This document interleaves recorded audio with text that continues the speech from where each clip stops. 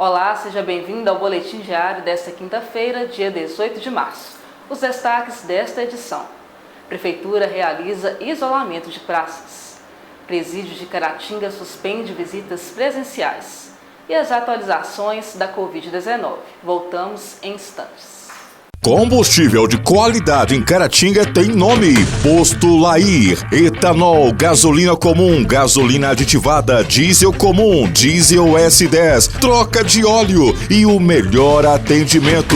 Atenção, motorista de aplicativo, taxista ou até mesmo carro da família. Todo sábado e domingo no Posto Lair tem descontos imperdíveis. Leve seu carro para abastecer na rede de postos Lair. Posto Lair, atendendo em toda a região. E em Caratinga, na Rua Capitão Paiva, 226. Restaurante Vovó Penha Grill. Carnes selecionadas para seu almoço ficar ainda melhor. Cardápio variado e atendimento nota 10. Amplo espaço, delicioso churrasco. Self-service, o mais completo da cidade. Marmita e marmitex com entrega em domicílio de segunda a sábado. Restaurante Vovó Penha Grill. Também com os melhores salgados fritos e assados. Vovó Penha Grill, no centro da cidade. Na Coronel Pedro Martins, número 40, Rua do Correio, em Caratinga. E começamos o Boletim Diário falando a respeito dos impactos da onda roxa em Caratinga e região. Paulo, vamos falar como está primeiramente o funcionamento do presídio de Caratinga. Exatamente. Boa noite, Noemi. E as visitas do presídio novamente foram suspensas. A Secretaria de Estado de Justiça e Segurança Pública informa que, em razão da inserção dos 853 municípios mineiros na onda roxa do Plano Minas Consciente, as visitas presenciais a unidades prisionais estão suspensas em todo o estado até 31 de março.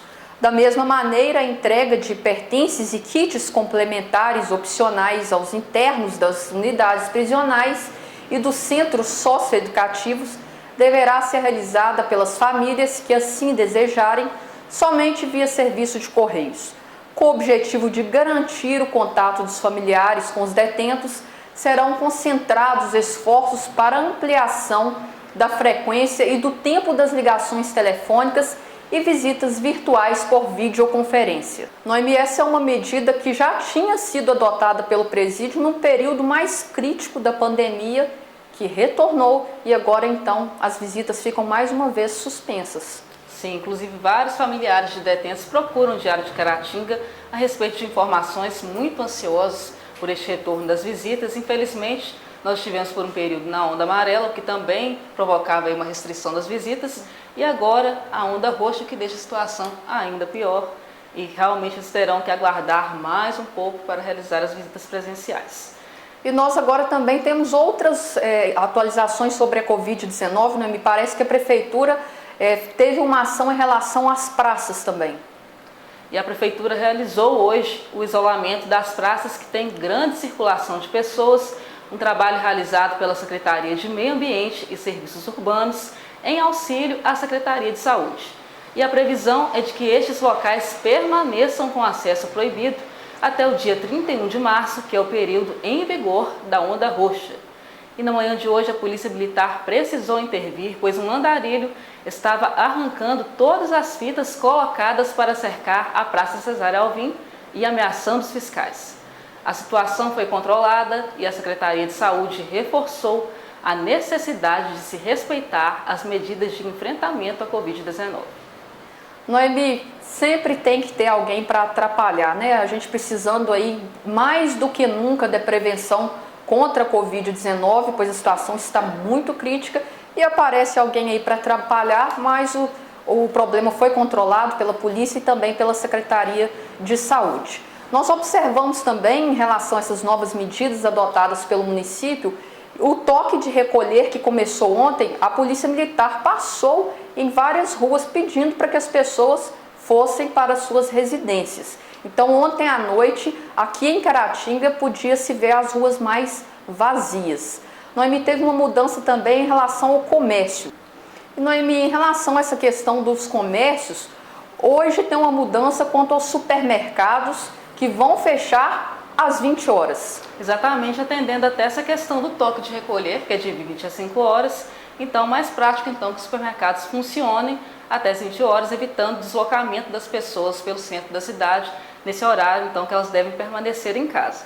E falando também, Paulo, sobre a fiscalização, muitos têm questionado como que tem sido feito isso em relação aos comércios, e a Prefeitura também está priorizando primeiramente essa questão da orientação aos comerciantes. Primeiro, eles estão sendo orientados, esses que estão aí fora das normas, que estão funcionando sem ser essenciais, mas ressalta ainda que em caso de reincidência podem ser multados ou até mesmo o estabelecimento interditado. Então é importante que os comerciantes fiquem atentos a isso.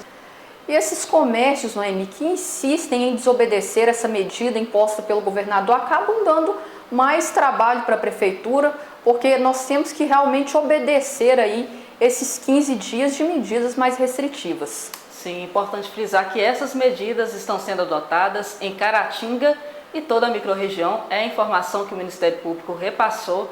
Ele foi informado, o órgão foi informado que todos esses municípios que fazem parte da microrregião adotaram a onda roxa, e agora então é aguardar realmente o resultado destas medidas para controlar a doença na nossa cidade e também nos outros municípios.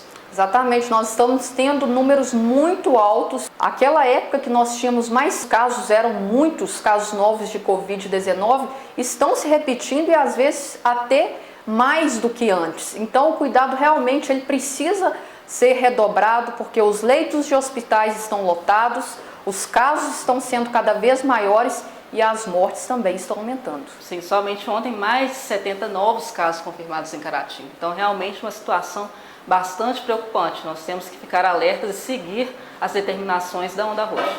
E nós vamos então ver agora como é a situação da Covid-19 em Caratinga hoje. Acompanhe o boletim epidemiológico.